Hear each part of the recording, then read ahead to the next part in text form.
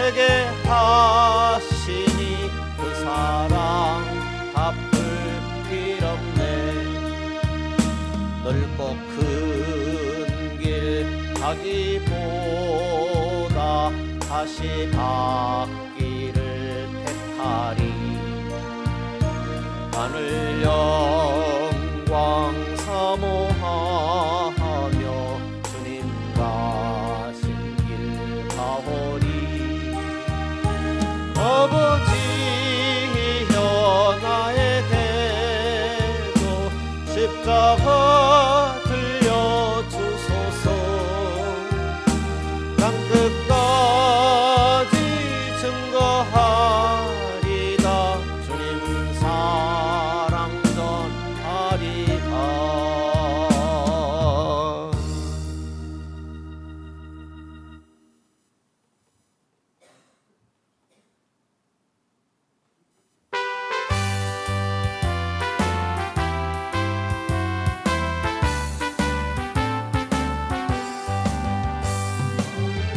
나팔소리 천지 진동할 때에 예수 영광 중에 구름 타시고 천사들을 세계 만국 모든 곳에 보내어 구원 얻은 성도들을 모으리.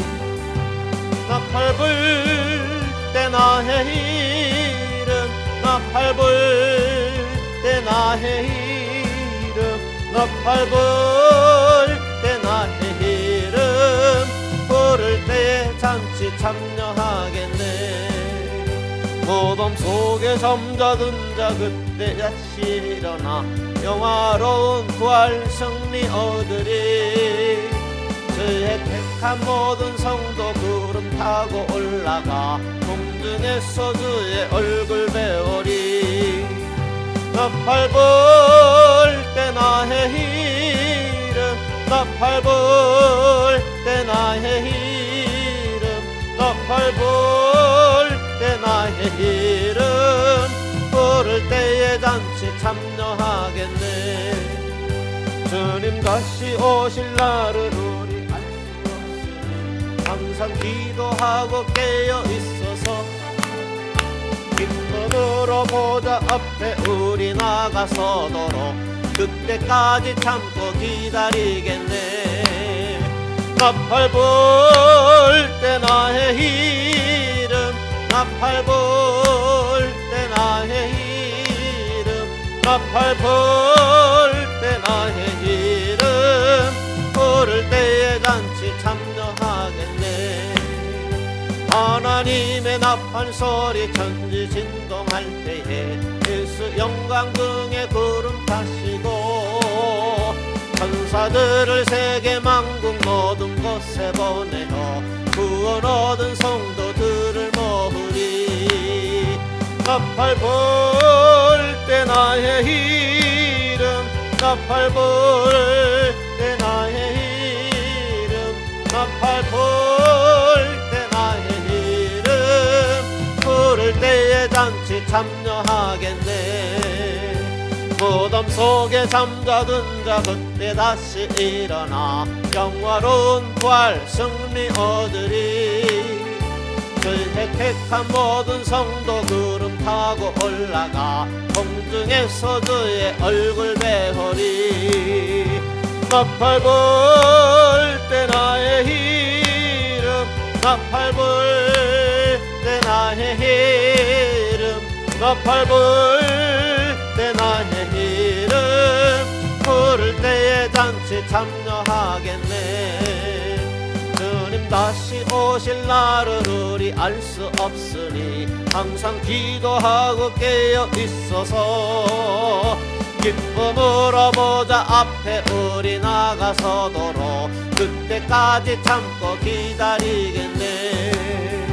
나팔 불 때 나의 이름, 나팔 불 때 나의 이름, 나팔 불 때 나의 이름 부를 때에 잔치 참여하겠네.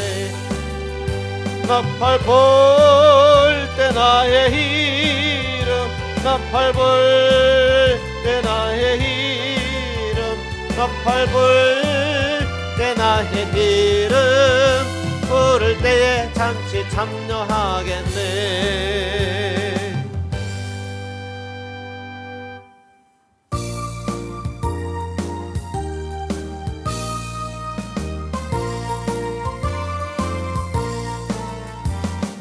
주의 약속하신 말씀이 애써 영원토록 주를 찬송하리라.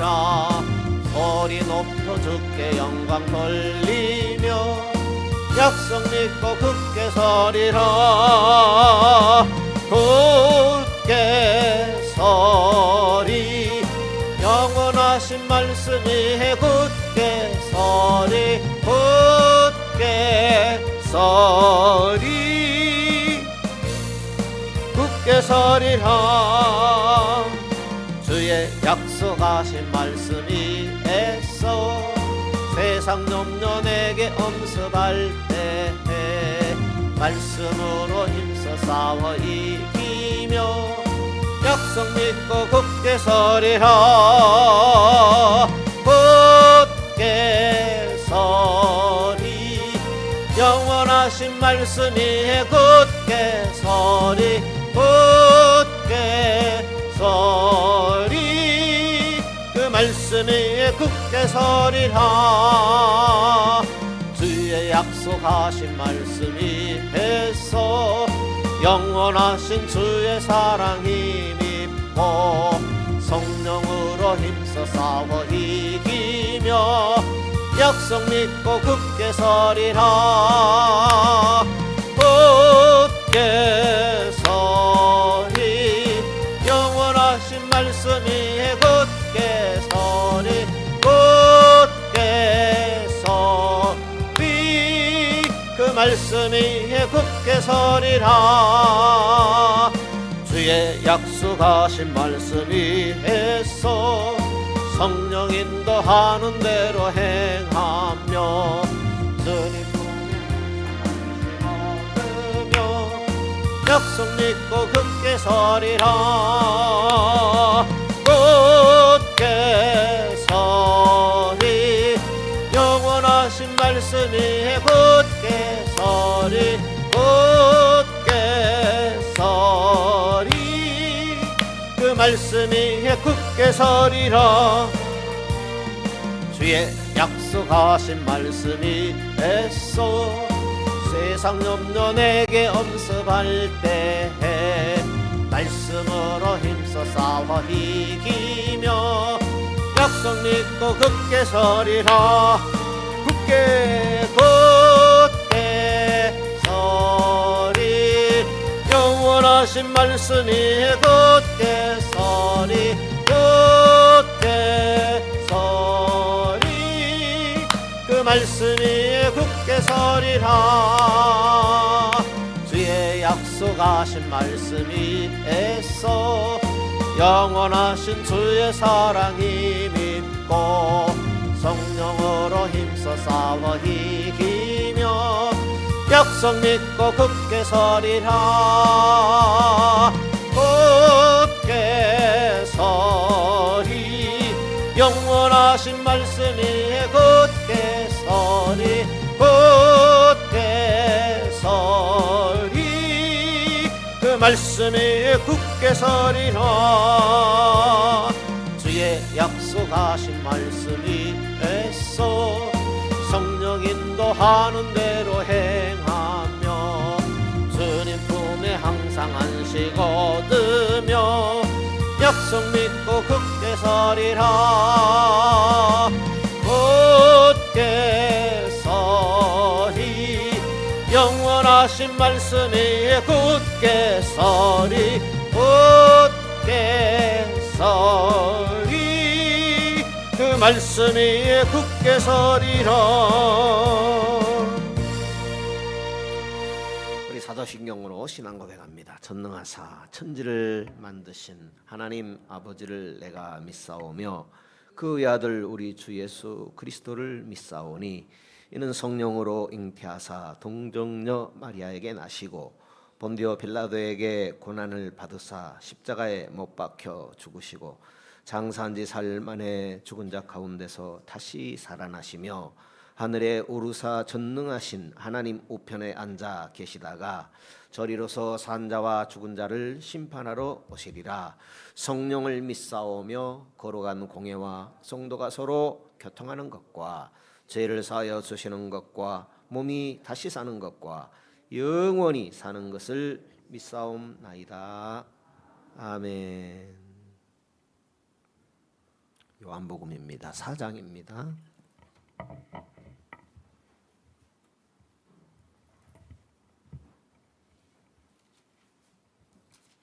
함께 읽겠습니다. 요한복음 4장 23절입니다.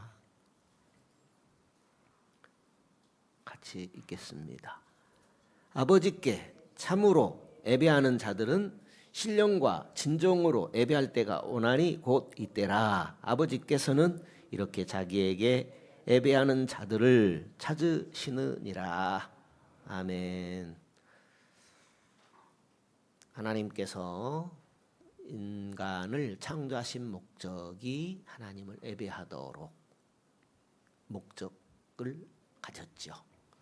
우주 만물이 하나님을 찬양하는 것 같습니다.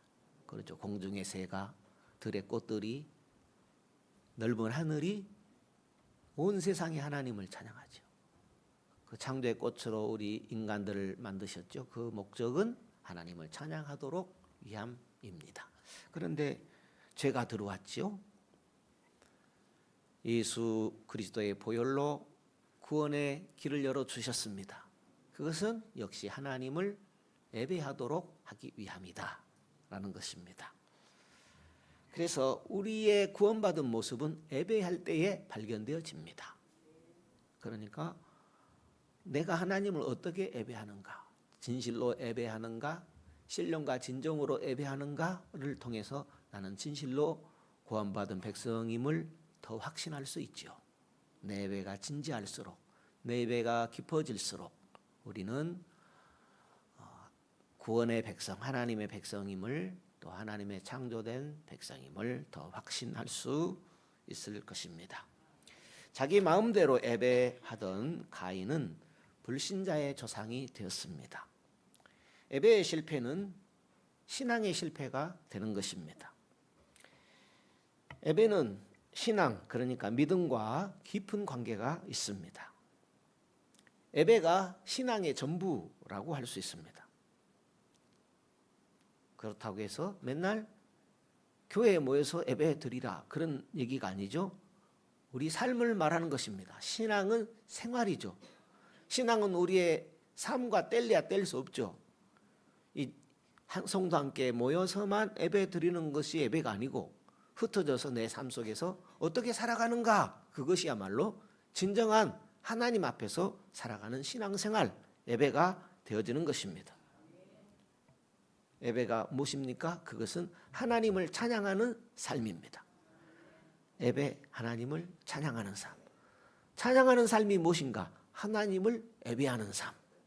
이렇게 바꾸어서 생각해도 더 이해가 더 잘 될 것 같습니다. 시편의 전체의 주제가 하나님을 찬양하라는 것입니다. 그러니까 시편은 우리 예배의 내용을 기록하고 있습니다. 직접적으로. 다른 성경의 본문은 우리가 어떻게 하나님을 찬양하라는 얘기지 고민을 하고 생각을 해야 되는데, 시편은 이렇게 하나님을 찬양하라고 직접적으로 말씀하는 내용으로 보여집니다. 성경에 우리가 예배를 드리는 데 있어서 네 가지 주제를 생각하자 그랬죠. 첫 번째 주제는 말씀이 전해져야 된다라는 거죠. 예배는 말씀으로 드린다라는 거죠. 말씀 없이는 예배를 드릴 수 없죠. 왜냐하면 하나님께서 말씀 안에서 우리의 길과 진리, 생명을 말씀하고 있기 때문입니다. 전하는 말씀이 없이 어찌 듣는 자가 있겠습니까? 그러니까 하나님의 말씀이 선포돼야 되죠. 인간의 말이 아니라 하나님의 말씀이 선포되어야 됩니다. 그래서 항상 공예배 시에는 말씀이 선포되어지는 것입니다.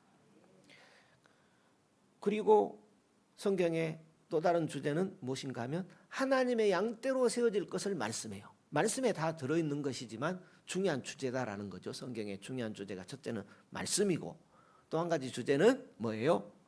양대로 세워지는 것. 예수님의 양대로 세워지는 것이죠. 예수님께서 제자들에게 말씀하신 지상명령이 있지요. 그러므로 너희는 가서 모든 족속으로 제자를 삼아 아버지와 아들과 성령의 이름으로 세례를 주고 내가 너에게 분부한 모든 것을 가르쳐 지키게 하라. 그리하면 내가 세상 끝날까지 너희와 항상 함께 있으리라 말씀하셨습니다. 그러니까 주님의 교회, 주님의 양떼는 세워지는 사람, 주님이 세우는 사람입니다. 주님은 말씀으로 주님의 양떼, 주님의 교회를 세우는 일을 하시는 것입니다. 성경의 주제는 하나님의 말씀으로 무엇을 세워요? 양떼를 세웁니다. 하나님의 말씀으로 교회를 세우는 것입니다. 그래서 교회 안에서 이루어지는 모든 일들은 사람이 세워지는 교육적이어야 한다라는 거죠. 교육이 최우선입니다. 오늘 우리 어린아이들이 자라나서 청년이 되고 장년이 될 때까지 교육 없이 이 사회에서 중요한 역할을 하는 그런 인물로 자라날 수 있겠습니까? 그죠? 교육이잖아. 우리 신앙도 마찬가지입니다. 하나님은 우리에게 말씀을 통해서 하나님의 사람으로 세워지도록 교육하고 계십니다. 그러니까 말씀의 교육을 받고 우리가 자라나는 것입니다. 내가 나를 가르쳐야 되죠. 무엇으로요? 하나님의 말씀으로. 또 주님의 교회에서 말씀의 가르침을 받아야 되죠. 그 가르침에 참여해야 되는 것입니다. 참된 예배는 그 요소가 하나님의 말씀이죠. 하나님의 말씀. 첫째는 하나님에 대한 이해가 있어야 되죠. 하나님 말씀을 통해서 하나님을 더 알아가고, 그래서 말씀 가운데 말씀을 통해서 하나님을 더 알아가고 배워가고 말씀에 믿음이 세워지는 그런 삶이 예배가 되겠습니다. 그래서 참된 예배는 하나님의 말씀을 통하여 주님의 양떼로 세워지는 것입니다. 참된 예배는. 그것은 또한 성경의 주제가 있는데 하나님을 높이게 되죠. 그러니까 성경의 주제는 첫째가 하나님의 말씀이라는 거죠. 우리가 하나님의 말씀을 떠나서는 양떼로 세워질 수가 없죠. 세워지는 것은 하나님을 높이기 위함이죠. 내가 높이기 위함이 아니라 하나님을 높이기 위함이죠. 그래서 양떼로 세워졌는데 내가 높아져 봐요. 하나님의 양떼로 세워졌는데 목자가 높여져야 되죠. 하나님이 높여져야 되잖아요. 그래서 성경의 주제는 첫째가 뭐예요? 말씀이다. 그리고 주님의 양으로 세워지는 것이다. 교회에 세워지는 것이 하나님의 양으로 세워지는 것이죠. 그 다음에 하나님을 높이는 것이다 라는 거죠. 하나님을 높이는 것이 성경의 주제입니다. 하나님을 높이는 우리의 자세, 우리가 높아지면 안 되죠. 우리는 예배를 드리는 존재이고 하나님은 우리의 예배를 받으시는 분이시죠. 성경 구절을 통해서 우리가 보았는데요. 히브리서 12장입니다. 히브리서 12장입니다. 28절이었습니다. 히브리서 12장 28절. 이러므로 우리가 진동치 못할 나라를 받았은즉 은혜를 받자. 이로 말미암아 경건함과 두려움으로 하나님을 기쁘시게 섬길지니. 하나님을 예배하는 자세는 두려움과 경건함으로. 하나님 앞에 두려움과 경건을 잊지 말아야 돼요. 두려움은 뭐죠? 죄에 대한 두려움이죠. 하나님 자체가 물론 두렵기도 하지만 죄 때문에 두렵다라는 거죠. 우리가 죄를 무서워해야 됩니다. 죄 갖고는 하나님 앞에 설 수 없다라는 것이죠. 그렇지 않습니까? 다행스러운 것이 예수님의 보혈로 다시 씻음받고 하나님 앞에 나오게 하시니 얼마나 감사한지 모르겠습니다. 그러나 항상 우리를 넘어지게 하는 죄의 유혹이 있다라는 사실이죠. 29절에 보면 우리 하나님은 소멸하는 불이심이라. 소멸하는 불은 태우는 역할을 하잖아요. 알곡과 쭉정이를 갈라서 쭉정이는 불에 태우고 알곡은 곡식으로 거둬 들이시는 소멸하는 불이신 하나님이십니다. 그래서 예배자의 자세는 경건하게 하나님을 높이는 태도로 예배해야 할 것입니다. 그래서 교회에 나오면 반가운 얼굴, 기쁜 얼굴, 너무나 좋은 권사님, 집사님 있지만은 그냥 생각을 옆에 접어두고 이야기하는 데 시간 빼앗기지 말고 마음을 좀 가다듬을 필요가 있어요. 왜냐하면 경건과 두려움의 그런 자세를 성도 함께 모였을 때 가져야지 언제 갖겠어요? 그죠? 내 삶 속에서 흐트러질 때가 얼마나 많아요. 내 삶 속에서는 내 마음대로 하잖아요. 더 흐트러지기 쉽죠. 그러니 성도 함께 모일 때 우리가 어떤 자세를 가져야 될 것인가라는 거 잘 생각해야 됩니다. 우리가 두려움과 경건을 지키려면은 늘 하나님의 말씀을 가까이 됩니다. 가까이 해야 되죠. 왜냐하면 말씀은 나를 비춰주죠. 내 안을 비춰주고 내 밖을 비춰주고 내 심령을 비춰주는 것이 하나님의 말씀입니다.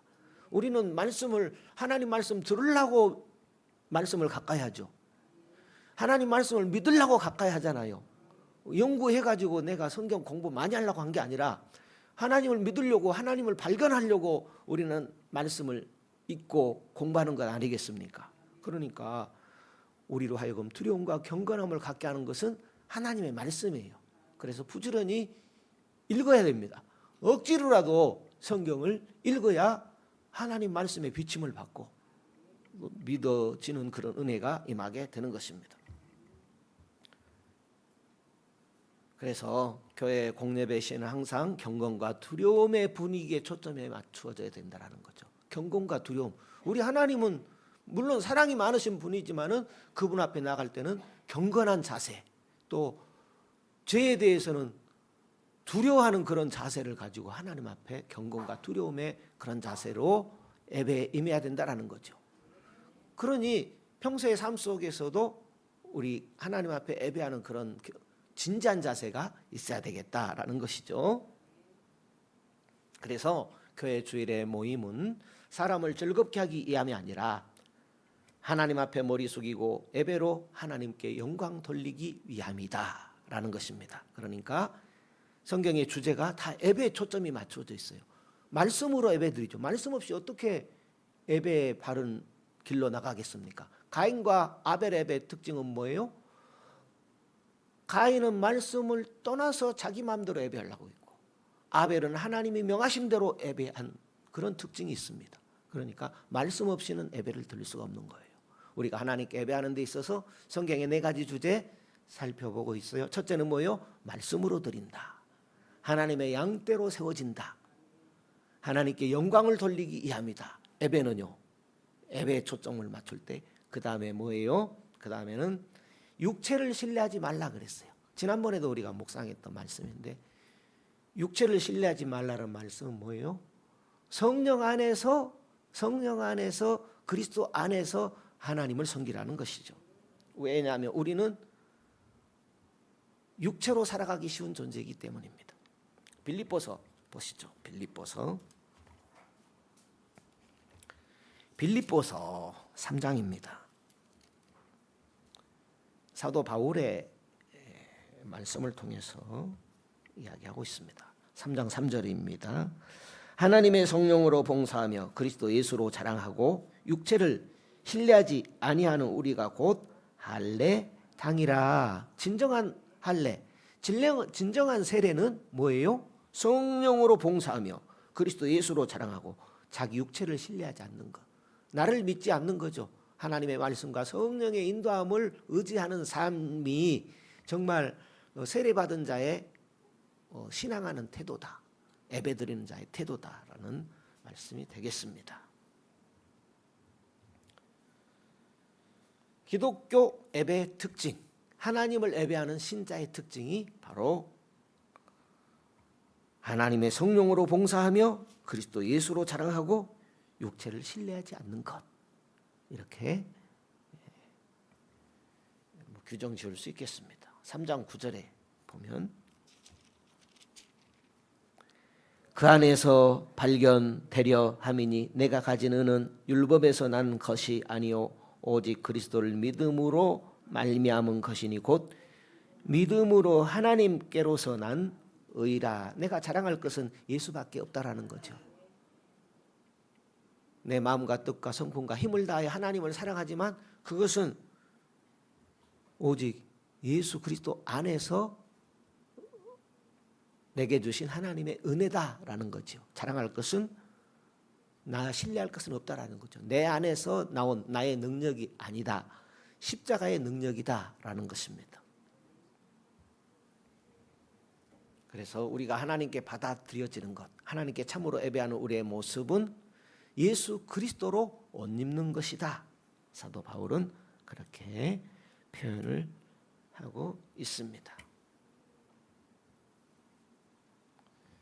3장 8절을 볼까요? 또한 모든 것을 해로 여김은 내 주 그리스도 예수를 아는 지식이 가장 고상함을 인함이라. 내가 그를 위하여 모든 것을 잃어버리고 배설물로 여김은 그리스도를 얻기 위함이다. 그랬습니다. 그리스도를 잃어버리면 그리스도 안에 있지 않고 그리스도 밖에 있으면 무슨 소용이 있겠습니까? 그죠? 우리로 하나님 앞에 설 수가 없죠. 우리로 하나님이 뭘 받을 게 있겠어요? 그죠? 금도 내 것이고 은도 내 것이고 온 세상이 하나님의 것인데 우리가 뭐 백만금을 드린들 하나님께 기쁨의 제물이 되겠습니까? 그죠? 우리는 그리스도 안에서 발견되는 그런 삶, 우리의 봉사도 우리의 희생도 오직 그리스도 안에서 발견되는 그런 봉사와 희생과 섬김이 되어야 하는 것입니다. 사람들은 외식적인 것에 많이 치우치죠. 그것을 종교성이라고 합니다. 종교성은 우상을 섬기는 그런 모형에서 많이 발견이 되어지죠. 사람의 생각, 사람의 계명으로 나를 섬기니 헛되이 경배하는도다. 예수님께서 말씀하신 내용이 있죠. 이사야서에도 기록되어 있지만 예수님께서도 그 말씀을 하신 것입니다. 종교적인 그런 행위는 하나님을 헛되이 경배할 수가 있습니다. 어느 기독교인이 가톨릭 신자가 된 이야기를 여러분께 드렸습니다. 참으로 매력이 있었어요. 노마 카톨릭이라고 하죠. 카톨릭, 그러니까 지금 카톨릭이 원래 기독교의 이름이에요. 카톨릭이. 그래서 카톨릭을 더 정확히 표현하는 말은 노마 카톨릭 그래요. 노만 카톨릭, 노마 카톨릭. 카톨릭을 뭐라고 한다고요? 노마 카톨릭. 예, 노마 카톨릭이라고 그래요. 지금 성당이 있죠. 지금 성당의 모습은 노마 카톨릭이라고 그래요. 본래 그 노마 카톨릭, 우리 개신교 섬기다가 예배하다가 노마 카톨릭의 성당으로 신앙의 자리를 옮기신 분이 이런 고백을 했어요. 의식이 많이 행해지다 보니까 여자들은 흰 두건도 쓰고 십자가도 긋고 신부 앞에서 고해성사도 하고 막 이런 의식을 막 행하다 보니까 더 경건하게 느껴졌던 모양입니다. 그의 좀 비교적 자유분방한 그런 모습과 비교가 됐는지 모르겠습니다만은 카톨릭으로 옮기다 보니까 그런 경건한 모습이 경건하게 더 다가왔던 모양이죠. 예배에 많은 도구들을 사용하죠. 촛불도 사용하고 조각상 앞에 무릎을 꿇고 암송도 하고 성부와 성자와 성령으로 막 십자가도 긋고 여러 가지 그런 의식들이 있어요. 그러나 영과 진리의 예배에서 그것은 아무런 의미가 없습니다. 성경이 그것에 이걸 끄으라, 영과 진리로 예배하는데 이렇게 끄고 해라, 그런 말 없어요. 십자가를 대고 해라, 교회 안에 십자가를 꼭 걸어라, 그런 거 없습니다. 그래서 어떤 교회는 일부러 십자가를 걸지 않기도 합니다. 그래서 걸지 않기도 합니다. 이왕이면 걸면 더 좋잖아요.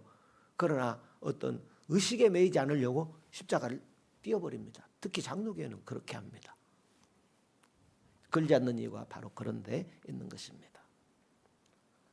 가톨릭의 어떤 많은 의식들이 성경에 규정하는 우리 예배에 신령과 진정으로 드리는 그런 도구와는 아무런 상관이 없습니다. 그런 것들이 많이 있다라는 거죠. 성경의 규정을 따르지 않고 만들어낸 것이다라는 거죠. 그래서 바울은 전에 그런 식으로 하나님을 섬겼나 봐요. 그래서 다 잘했던 것, 수고했던 것, 배설물로 여긴다라는 거죠. 예수 그리스도 만나고 보니까 성경을 바로 보는 눈이 열리고 보니까 그런 것들은 다 배설물이다라는 거죠. 성경이 말하지 않는 것들은 다 배설물로 여긴다라는 그런 고백입니다.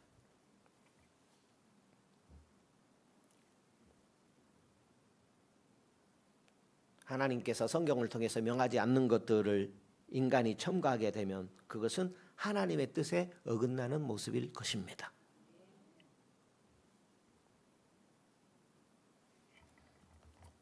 마태복음 15장 보십시오.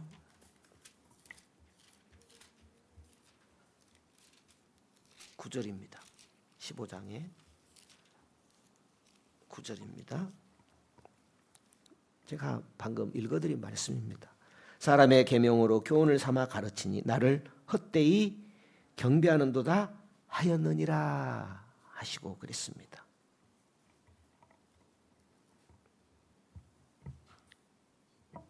예배는 하나님의 말씀으로 드리는 것입니다.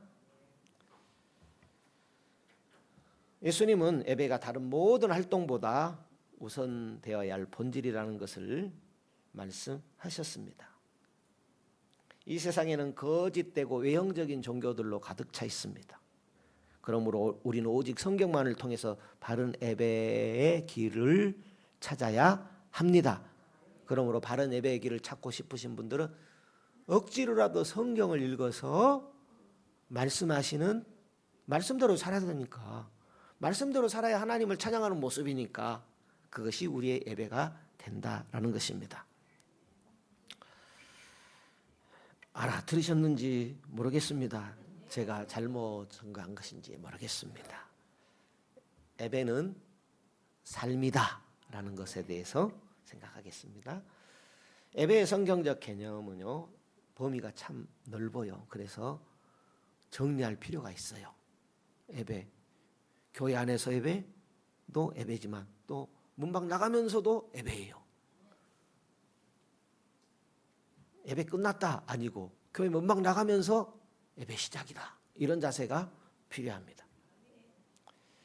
그래서 우리가 예배의 장소, 시간 그것에 매여서는 안 돼요. 예배는 항상 예배입니다.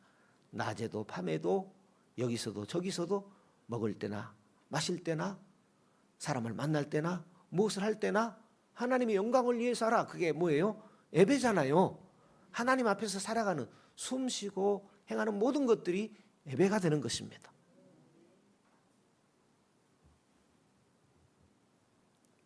다윗은 시편 45편 보실까요? 시편입니다. 시편 45편 1절입니다.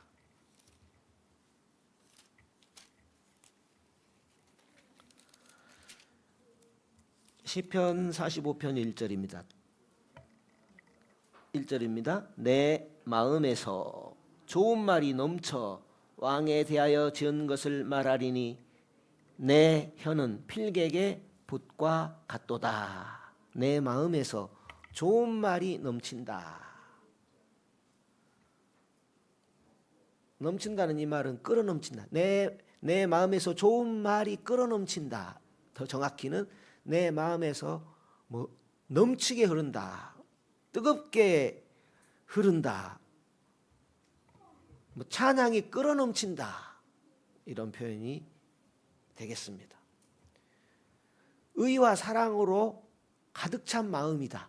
의와 사랑으로, 하나님에 대한 의와 사랑으로 가득 찬 마음이다라는 것입니다.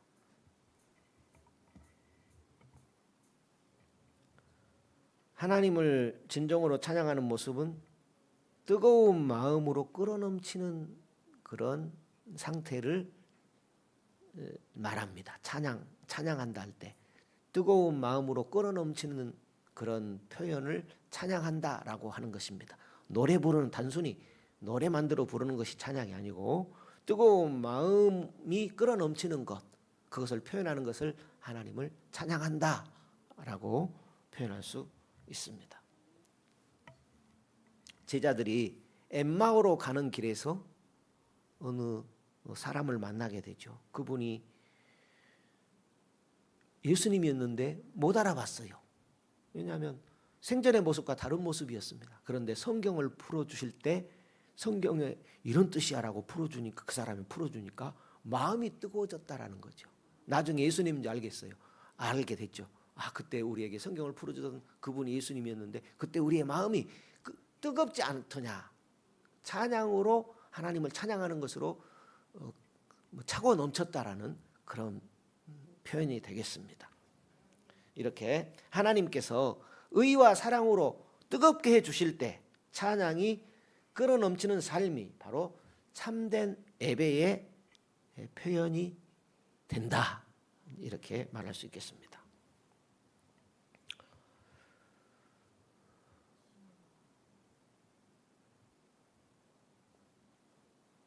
오늘날 기독교는요, 하나님이 우리에게 무엇을 주셔야 한다는 사상에 빠져 있어요. 예배 드리는 이유가 예배를 잘 드리면 하나님께서 무엇을 우리에게 주셔야 한다는 사상에 빠져 있다라는 거죠. 사실 모든 것이 하나님께로부터 왔죠. 모든 것이 주께로부터 왔으니 이 모든 걸 주께 바치나이다. 그게 예배입니다. 모든 것이 주께로부터 왔으니, 그죠?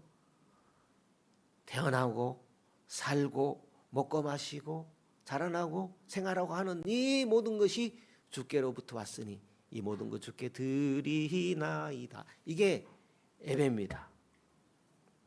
단순히 헌금의 모습만이 아니라 그게 예배, 찬양의 모습이 되는 것입니다.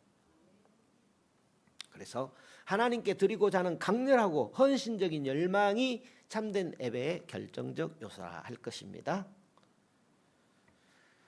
그래서 우리는 먼저 우리 자신을 드리고 그리고 우리의 태도를 드리고 그 다음 우리의 소유물도 드리는 것이 예배입니다. 우리 자신을 드리고, 자신은 나죠. 나 자신. 나를 드리는 거예요. 예배는 뭘 드려요? 소유 물질 드리나요? 하나님 그거 필요 없어요. 누구를 받기로 하네요? 나를 받기로 하지. 나를 드리는 것은 참 광범위하잖아요. 나의 태도를 드리는 것입니다.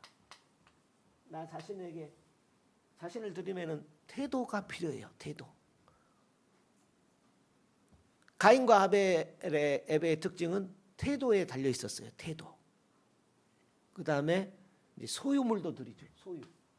모든 것이 주께로부터 왔으니 이 모든 것 주께 드리나이다. 내 몸을 비롯해서 내 소유를 주님의 것임을 인정하는 것이죠.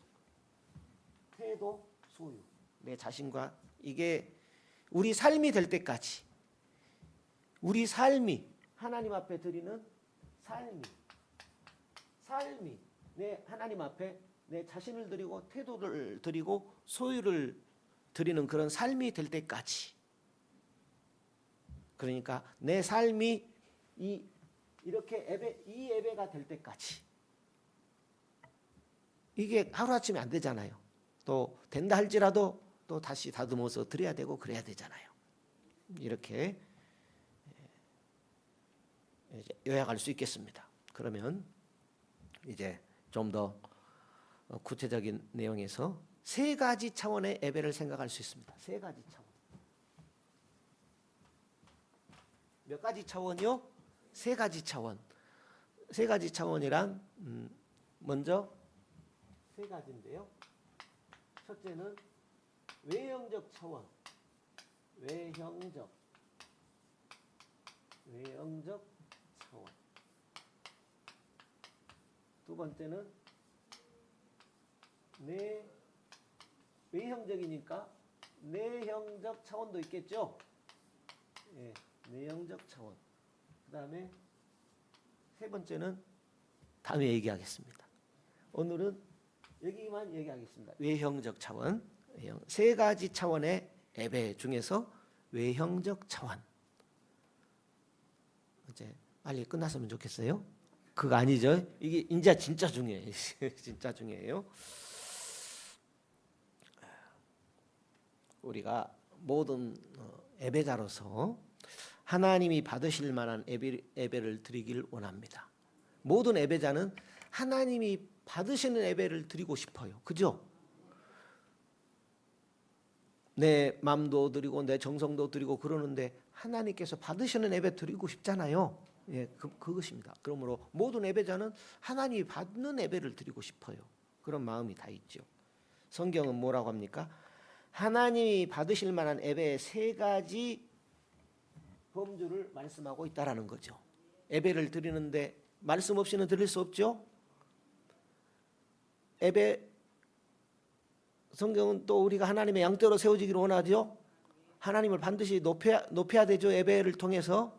그리고 하나가 뭐였죠? 인간의 육체의 신뢰에서는 바로 설 수가 없지요. 그걸 말씀하고 있죠. 오직 하나님만, 예수 보혈로만 우리가 바른 예배자로 설 수가 있지요.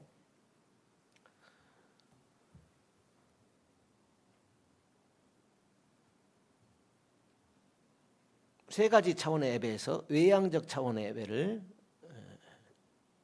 들여다보겠습니다. 외향적 차원이란 다른 사람에 대한 행동을 말합니다. 사람에 대한 행동.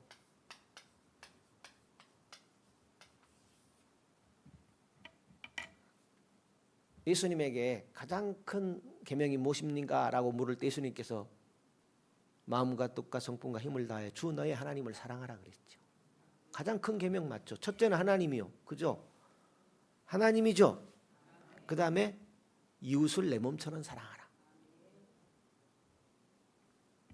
이거 성경의 큰 주제입니다. 가장 큰 주제. 하나님 사랑, 이웃 사랑. 그러니까 외형적 차원은 뭐예요? 사람입니다. 사람. 사람에 대해서 어떻게 대하는가? 그것은 하나님께 대한 예배의 모습입니다. 오늘 날 교회에 가서 헌금도 하고 집사직분 받고 오랫동안 교회 섬겼으니까 주님을 사랑하는 마음으로 섬겼으니까 다 된 것이다. 그런 성경 구절은 없어요. 그죠? 외형적 차원에 대해서 생각해 보는데 성경은 사람에 대해서 어떻게 우리가 해야 되는가를 말씀하고 있죠. 성경 구절은 로마서 14장입니다.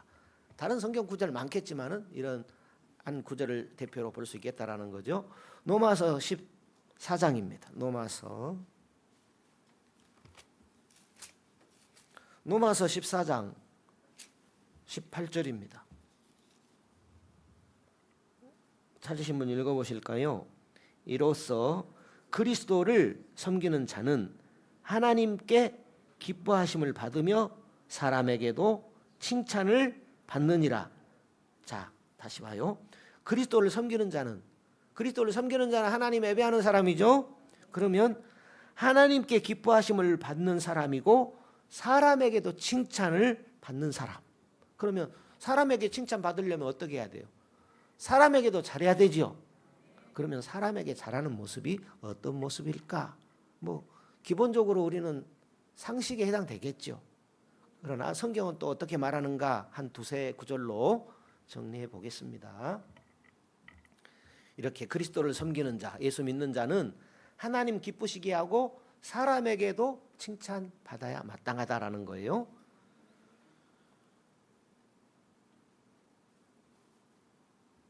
13절 보시죠. 13절. 그런즉 우리가 다시는 서로 판단하지 말고 도리어 부딪힐 것이나 거칠 것으로 형제 앞에 두지 아니할 것을 주의하라. 그러면 방금 몇 절을 읽었어요? 18절을 읽었죠. 그러면 18절이 어디에서 나왔느냐? 적어도 13절에서부터 시작돼요. 그러면 다시 13절에 뭐라고 돼 있어요? 그런즉 우리가 다시는 서로 판단하지 말고 도리어 부딪힐 것이나 거칠 것으로 누구 앞에? 형제 앞에 두지 아니할 것을 주의하라. 상대방 형제 속상하게 하지 말라는 거예요. 집에서 아내 속상하게 하지 말라는 거예요. 남편에게 바가지 긁지 말라는 것이 되겠습니다. 예, 감사합니다. 우리가 다시는 비판하지 말고 도리어 부딪힐 것, 거칠 것 형제 앞에 두지 않도록 주의하라는 겁니다. 속상하게 하지 않도록 주의하라는 거예요. 우리는 막 속상하게 하죠. 아멘입니까? 오메 조심해야 된다라는 거예요. 우리가 동료 그리스도인들을 이렇게 주의해서 대할 때 하나님 앞에서 받으실 만한 예배가 된다라는 거예요. 예배의 외형적 차원, 누구에 대해서? 사람, 형제에 대해서. 그러니 서로 속상하게 하지 맙시다. 그러면 좋은 말 골라서 해야 돼요. 상대를 높인 말 골라서 해요. 그래서 예수님께서 말씀했잖아요. 산상수훈에서 형제에 대해서 미워하는 자, 나가라는 자, 욕하는 자 결단코 어디에 들어가지 못해? 천국에 들어가지 못해요. 그러니까 우리 예배 내용 맞잖아요. 예배가 그렇게 어려운 게 아니에요. 그런데 그렇게 수고하고 교회 봉사하고 헌금도 많이 하면서 남 속상하게 해. 그러면 주님이 나중에 그것 때문에 나 모른다면 어쩔 겁니까? 중요한 것이 뭐예요? 사람을 귀하게 대하는 것. 십자가가 가장 중요해요. 하나님 사랑, 이웃 사랑. 그것이 가장 중요한 예배 정신의 하나입니다. 전부는 아니에요. 하나, 외형적 차원의 모습. 이것을 말씀하고 있습니다. 그러니 예배의 모습은 종교성이 뛰어난 것이 아니라 이것이야말로 중요한 예배의 내용이죠. 사람을 어떻게 대하는가. 알지만은 성경에 기록까지 되어 있다라는 거죠. 우리가 상식으로 알 수 있는 내용이지만 성경에 이렇게 기록까지 되어져 있다라는 거예요.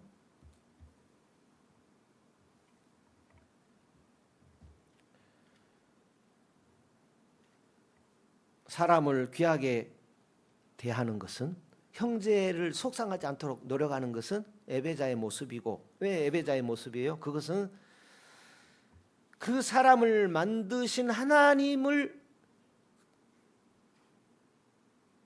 나타내는 거예요. 하나님을 공경하는 모습입니다. 하나님의 것이기 때문에. 나도 하나님의 것이지만은 누가 나 속상하게 하게 되면 기분 안 좋잖아요. 그죠? 그러면 나도 저 사람을 속상하게 하면 기분이 안 좋은 거예요. 그런데 저 사람을 속상하지 않게 하고, 저 사람은 나를 좀 속상하게 했더라도 그 사람을 공경해. 그러면 그것은 뭐예요? 그 사람을 만드신, 그 사람의 주인이신 하나님을 공경하는 모습이에요. 예배는 뭐예요? 공경의 태도가 예배입니다. 하나님을 공경하는 모습은 사람을 귀하게 여기는 거예요. 속상하게 하지 않는 것입니다. 남을 나보다 낫게 여기는 것입니다. 그것은 하나님 앞에 예배의 모습입니다.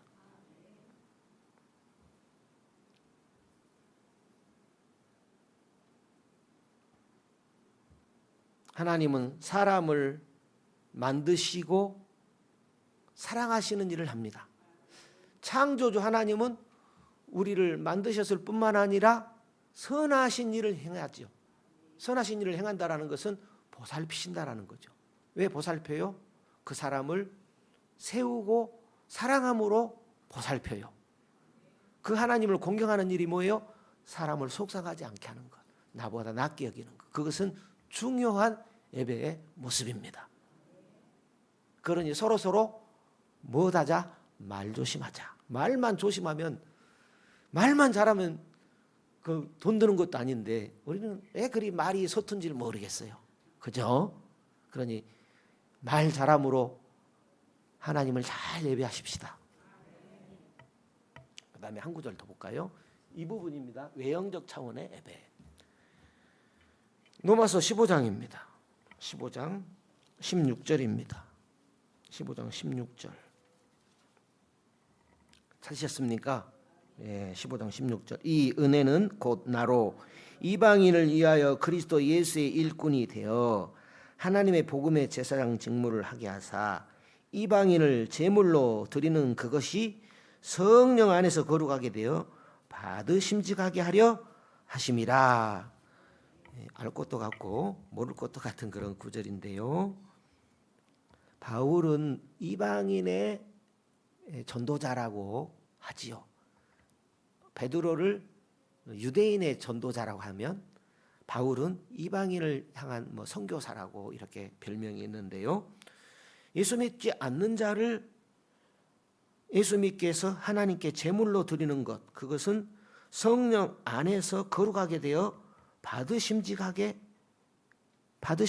예배다라는 거예요. 그러니까 전도에서 예수 믿게 하는 것은 사람을 향한 일이죠. 전도해서 예수 믿게 하는 것은 하나님 잘 믿는 예배 행위다라는 거죠. 복음 전도, 예수 전도는 하나님이 받으실 만한 예배의 한 모습임을 말씀하는 내용입니다.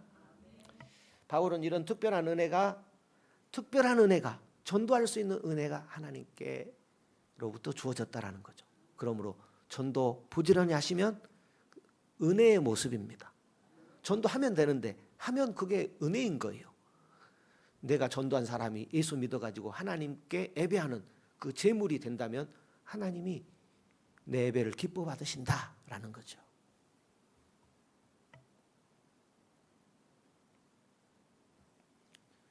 내가 전도할 수 있는 것, 특별한 은혜라는 거죠. 그러면 전도하는 자가 특별한 은혜의 사람이 되겠어요? 안 하는 자가 특별한 은혜의 사람이 되겠어요?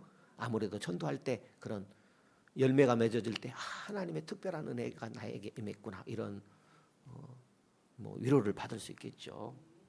바울은 이렇게 이방인 전도 사역으로 인해서 예수 그리스도께 돌아온 이방인들은 하나님께 드리는 예배의 제물이 된 것입니다. 그렇게 돌아온 자들 자신이 또 예배자가 된 것이죠. 바울 입장에서 볼 때는 하나님께 드려지는 제물이고 또 그 사람들 스스로도 예배자가 된 것이죠. 전도 얼마나 큰 것입니까? 하나님께는 예배의 행위고 나로서는 또 그 사람들은 또 하나님 앞에 예배자로 세워지는 그런 놀라운 역사가 있는 것입니다. 여기까지 하겠습니다. 한두 구절 더 있는데 예형적 차원입니다. 예배의 세 가지 요소. 그러니 이것만이 아니고 내적인 요소도 있겠죠. 그 다음에 또 하나님을 향한 요소도 있고 그렇습니다. 세 가지로 예배의 요소를 또 우리가 정리해 볼 수 있겠습니다. 그러니 오늘 한 가지 꼭 기억하십시다. 사람을 향해서 어떻게 대하는가, 하나님 앞에 중요한 예배의 모습이다라는 거죠. 왜요? 하나님 사랑, 이웃 사랑. 마음 뜻 성품 힘을 다해서 하나님을 사랑하고 가장 큰 계명이라고 했잖아요. 그 다음은 이웃을 내 몸처럼 사랑하는 것, 그것이 그 다음이라고 했으니까 가장 큰 하나님의 계명이 하나님 사랑, 이웃 사랑이라는 거죠. 그러면 말 한마디 어떻게 하는 것은 우리의 예배의 모습이 되어진다라는 거죠.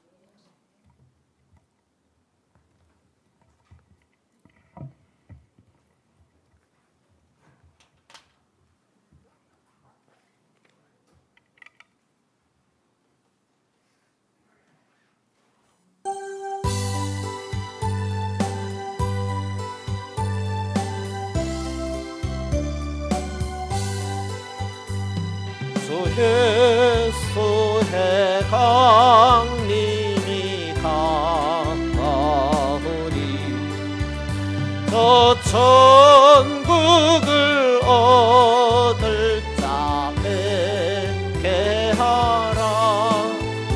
주 성령도 너희를 부르시고 천사도 나와서 영접하네. 주 예수님 너희를 찾으시니 왜 의혹을 하면서 오지 않나. 온 세상 죄 담당한 어린 양은 죄 많은 자 불러서 구원하네. 이 세상이 즐기는 제물로는 고난과 고초를 못 면하리 또 숨질 때 위로를 못 얻으며 저 천국에 갈 길도 못 찾으리 내 아버지 주시는 생명양식 밥에 불리 먹고서 영생하라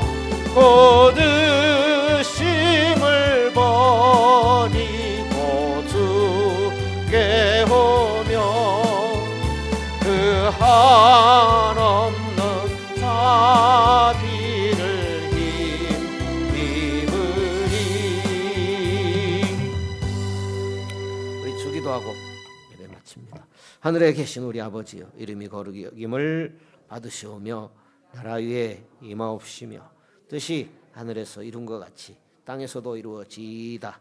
오늘날 우리에게 일용할 양식을 주옵시고 우리가 우리에게 죄 지은 자를 사하여 준 것 같이 우리 죄를 사하여 주옵시고 우리를 시험에 들게 하지 마옵시고 다만 악에서 구하옵소서. 대개 나라와 권세와 영광이 아버지께 영원히 있사옵나이다. 아멘.